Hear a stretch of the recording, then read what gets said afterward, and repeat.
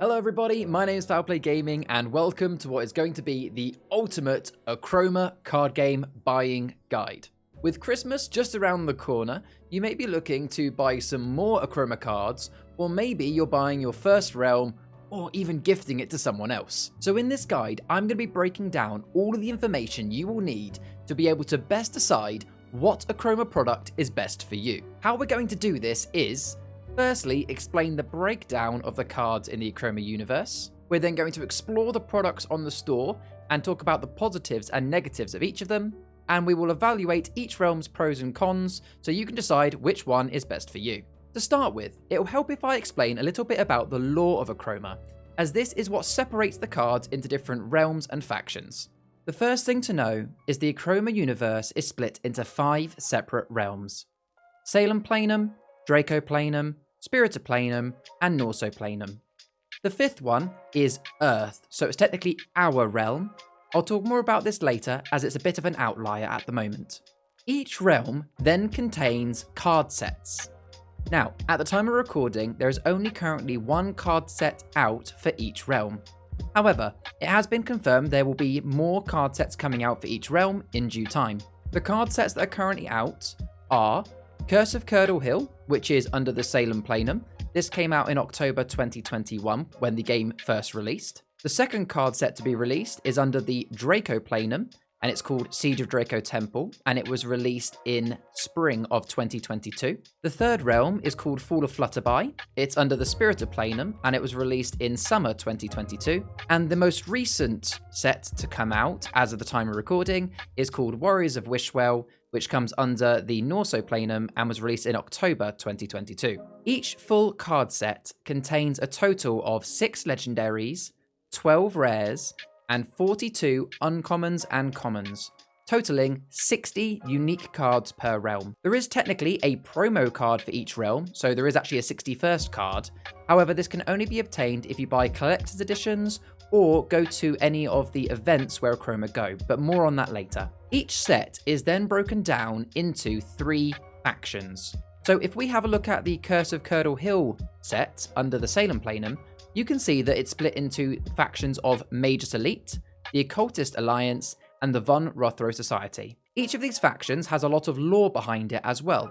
You can find this lore on the website should you wish.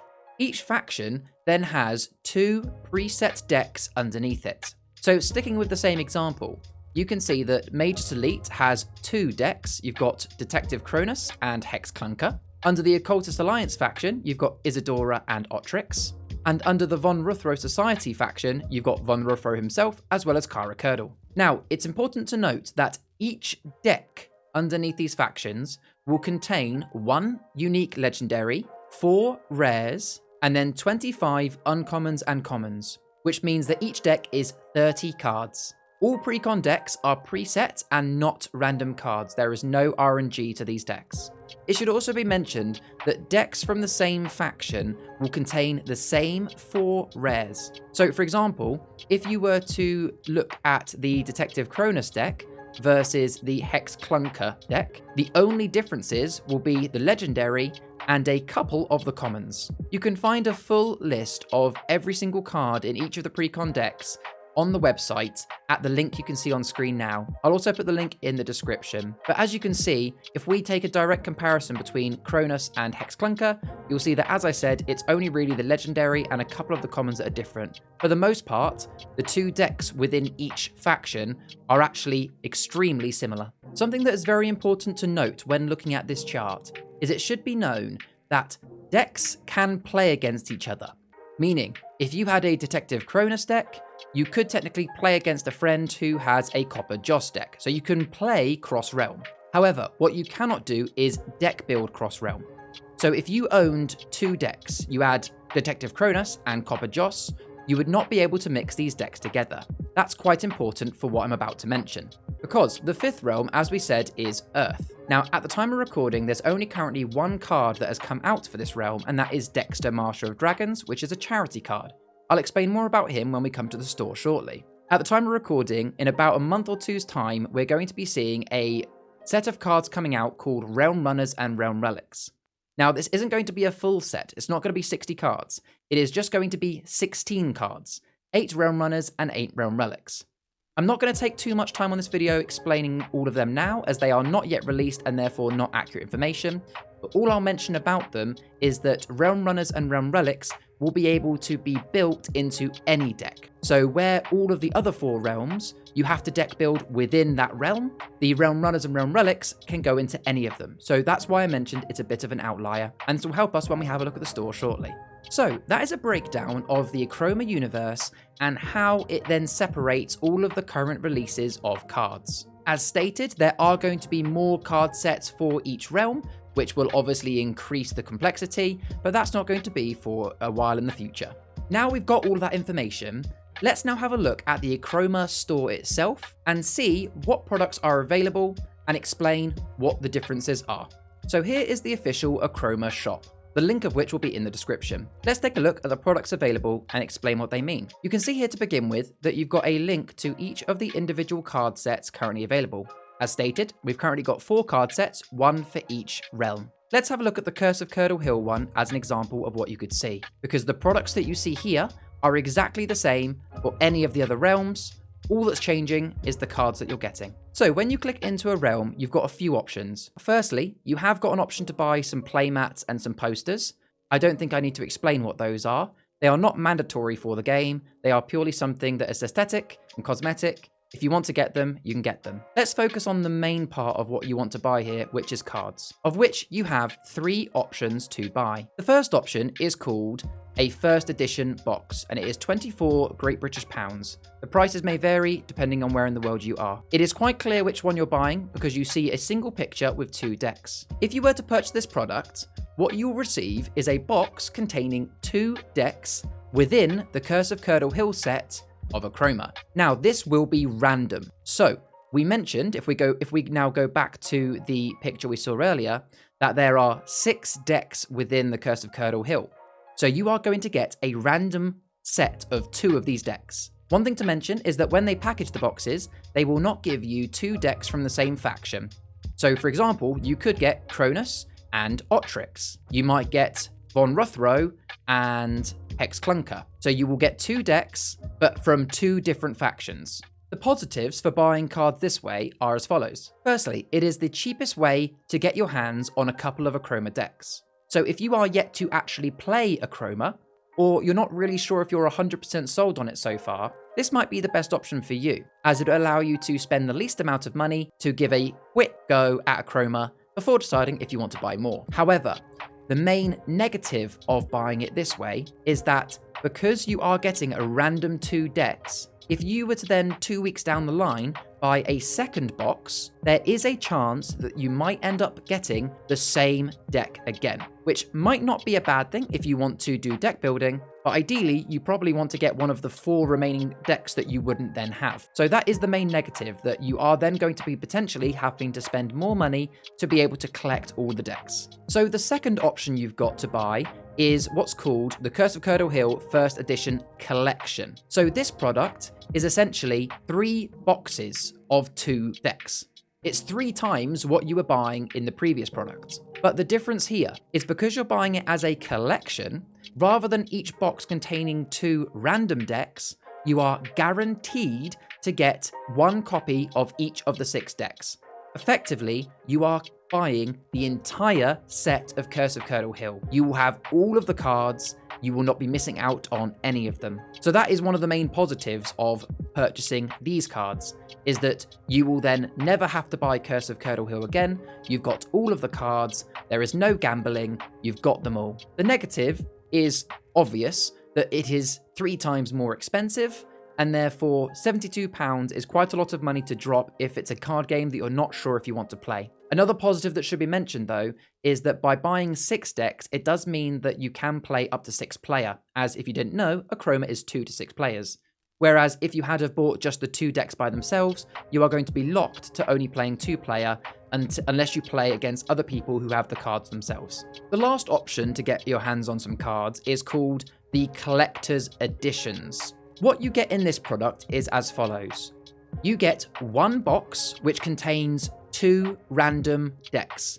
So just like the very first product we looked at, you're only going to be getting 2 decks, which are going to be random decks from the factions. However, what you also get in this collection is loads of collector's items. So you can see there from the pictures and the description, you get newspaper sheets, you get a nice little pallet pouch, you get some pin badges, a booklet with loads of lore. So the positives of buying this is quite clearly that you're getting all of the collector's stuff.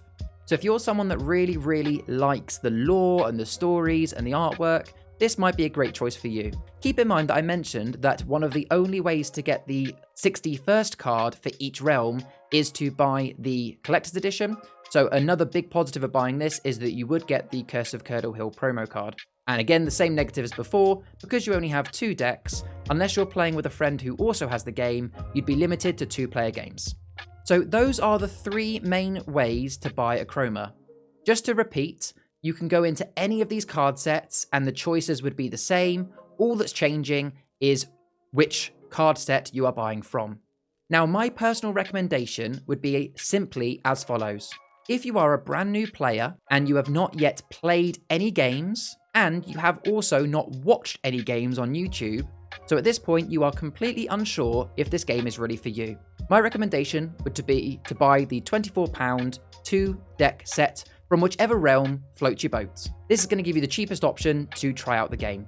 If you are in that same position, but you love lore and stories and artwork, then I would recommend going for the collector's edition. However, if you have either already played Achroma and really enjoyed it, and or you've watched YouTube videos and content and seen it and gone, yep, that's a game that I'm really going to enjoy, my recommendation is go straight to the first edition collection. This is going to be, overall, the cheapest way for you to get your hands on an entire realm. Otherwise, in both of the other options, you're risking spending more money to end up getting duplicate decks. I also recommend this middle option if you are someone who's going to be a collector or a deck builder, because it's going to give you loads more options. The last item on the store that I'll explain is Dexter Master of Dragons. Now, you might look at this and go, hold on, £10 for 1 card. That's really expensive when you look at £24 for 2 decks. The reason for it is Dexter Master of Dragons is a limited edition charity card. He is one of the first realm runners to come out. So like I said, he is in the Earth realm and can go into any deck. So technically you could buy Dexter and deck build him into any other card set you have built. He's £10 because all of the money goes to charity. There is a story in the description which you can go and read, which explains more about Dexter and why the money goes to charity. It's well worth a read. So that is a breakdown of all of the products on the Achroma store and the pros and cons to buying which one. So now we've covered that, as well as the actual breakdown of the Achroma universe, there should really be only one question left on your mind if you are going to buy Achroma. And that is simply, well, what realm do I buy? Or a better question would be, what realm do I buy first?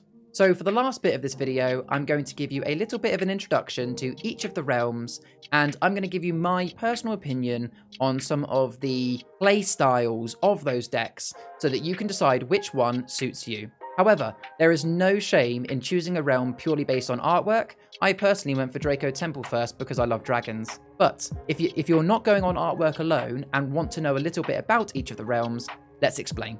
The first realm is Curse of Curdle Hill. Here is a little bit of the lore of Curse of Curdle Hill for you.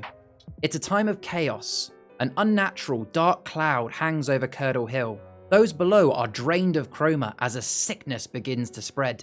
The High Coven of Ludlam City, certain this is a result of dark magic, have dispatched a team of the Magus Elite's best detectives to uncover the truth. As Achroma falls from the cloud, the Occultist Alliance rises from the shadows. After years of secrecy and careful planning, it's finally time for the next phase of their grand scheme. The Von Rothero Society, who call Curdle Hill home, have vowed to protect it and the secrets it holds, even if this means interfering in Magus Elite business. So, Curse of Curdle Hill is all about witches and wizards and magic. In terms of gameplay, each card set has some unique abilities, of which in Curse of Curdle Hill it has abilities called Claim and Restrain.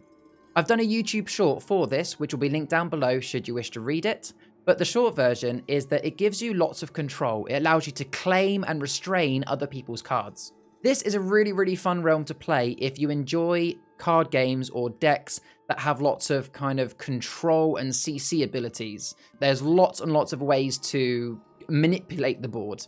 So next is Siege of Draco Temple. Let's start again by having a look at the lore. Darkness spreads across Arcus Via after the Drake's successful ambush at a meeting of the Elder Dragons. All but 2 of the ancient leaders are left entombed in stone. Tenebris, twisted by Achroma, leads the Drakes in a siege of Draco Temple and has corrupted the region's realm portal. With this door to the fairy realm now closed, a vital supply of chroma has been ceased. In Draco Temple, the great Darnacusk mentors Tengri to lead the dragons and their allies. Their only hope is to find a way through the Achroma blockade and seek help from their fairy friends. In the ruins of the Dracanic dynasties, temple monks, monarchs, rocks, and all manner of native creatures find themselves drawn into battle, pledging their allegiance to one side or the other. So as it kind of said on the tin there, this set is all about drakes, dragons, and mystical creatures in a sort of Asian theme. The 2 key abilities that you will find in this realm are Research and Sacrifice, of which again you'll see a YouTube short here, which will be linked in the description should you wish to find out more about the playstyle of those. But in short, Research gives you the ability to do lots of card drawing, which is great for getting through your deck to be able to have more utility. And there is Sacrifice, which allows you to sacrifice your smaller dragons to erase someone else's. Generally, the playstyle of this realm tends to be flooding the board with characters and using that to dominate. Next then is the Fowl of Flutterby, which is the card set which comes under the Spirita Planum. Let's take a little look at the lore for this. Craven Tratorius has declared himself king of the Spirita Planum. His fallen stone pixies have tied down Flutterby Fall's School for the Gifted, as his factories pump dark clouds into the skies and ship Achroma through the realm portals that once transported chroma. The skies here are no longer full of fairy painters, fired from toadstool cannons, spreading chroma across the realms. More fairies go missing every day, and yet the number of pixies continues to grow. The Flutterby Falls faculty and a single squad of fairy painters are hiding out in a nearby Cogs village. Dr. Cornelius Hugh, custodian of chroma, is troubled by the actions of Craven, his former friend and partner. Dr. Hugh, Sprat Morale, and Copper Joss hatch a plan to claim back Flutterby Falls School and find their missing friends. So in Fowl of Flutterby, as you can see, it's all about fairies, pixies, and again, very magical creatures. In this card set, you again have 2 unique abilities. Again, they are in this short here, in the description below. They are called Splat and Squish. Now, the playstyle of this realm is Splat and Squish are very much a way that you can help yourself, but also allows you to help others, meaning that you can actually splat and squish other players. Now, I won't deep dive into the benefits and negatives of that, but if you like the type of card game or you like the type of decks where you can potentially cooperate with others, maybe help someone else so they help you, then this might be a really good realm for you to try. Although I will say that this is one of the more complicated realms, so I might not recommend it as a first one, especially if you're not accustomed to other card games.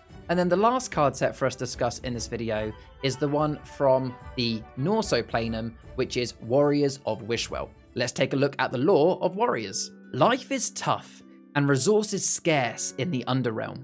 A ceiling of rock replaces the sky. Giant creatures lurk in the icy caves and underseas below. In Wishwell Quarry, long-tailed Hulder trolls of the Lukringi tribe scale the rock faces to mine Orium from the Underrealm ceiling. Meanwhile, larger Samir trolls of the Briskavi tribe hunt in and around the Wishwell Lake. Ever since the waterfall that cascades into the lake started to run black, the Briskavi have been becoming more aggressive than usual and raid their neighbours the Lukringi. Tribal tensions complicate an already hard life when both tribes must share a stall in Norso Market if they are to survive. As the 2 tribes battle, bicker, and call on their deities for help, they risk angering the god of all trolls, the mighty Torstein. So this realm is all about underground tribes of trolls and their fight for survival. Again, there are two main abilities that you will find only in this realm, and that is Shield Wall and Rage. Again, if you want to watch that short, it'll be linked in the description. But the short answer is that these two abilities are very much around being aggressive when attacking other players. So if you want to have a realm that is all about getting loads of strong characters out and really being more aggressive rather than defensive, then this could be a good realm for you. Lastly, I want to give you my personal opinion on why you should potentially buy each realm. Starting with Curse of Curdle Hill, something to mention is that because this game is still quite new, at the time of recording, all of the cards on the shop are what's called first editions. Now, when the first editions run out, they are going to be reprinting, so cards will always be available. However, they won't be the first edition boxes. As Curse of Curdle Hill was the first realm to come out, unsurprisingly, they are getting quite low. As far as I'm aware, the last time I was told, there are less than a couple of hundred of the Curse of Curdle Hill full collections left. So my personal reason for suggesting buying Curse of Curdle is if you are worried about collecting and you really want the first edition, start with Curse of Curdle Hill. My personal reason for potentially buying the Draco Temple realm is I personally think that it is the easiest realm to learn, and I'm a little bit biased that I really like the dragons. But yeah, I would go for dragons if you want the easiest introduction to Achroma. As for Flutterby, I'd recommend buying Flutterby, as I said before, if you like the sort of playstyle where you can help and assist others, because that does have this element to it. But I've already mentioned that the negative is that you really want to be careful because it is quite complicated, so only buy it if you've played other card games before. And lastly, Warriors.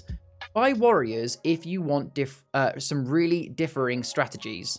Without going too complicated into this, I will say that between the three factions, Warriors has the widest spectrum of strategies. Whereas when you look at the other card sets, within three factions, they roughly have the same. Warriors has some really differing strategies between the factions, which just makes it a bit more diverse to play with. And there we go. That is my ultimate buying guide for the card game Achroma. Hopefully, this has helped clear up the differences between the different decks in Achroma and given you a comprehensive idea of what decks you should be going to look at and buy, as well as what specific product you should be buying to make sure that you are getting the most for your money. If you have any other questions regarding buying Achroma, then please pop them in the comments and I'll respond nice and quickly, or you can come and speak to anybody in the Achroma community Discord, which is also linked down below, and people will always be willing to help.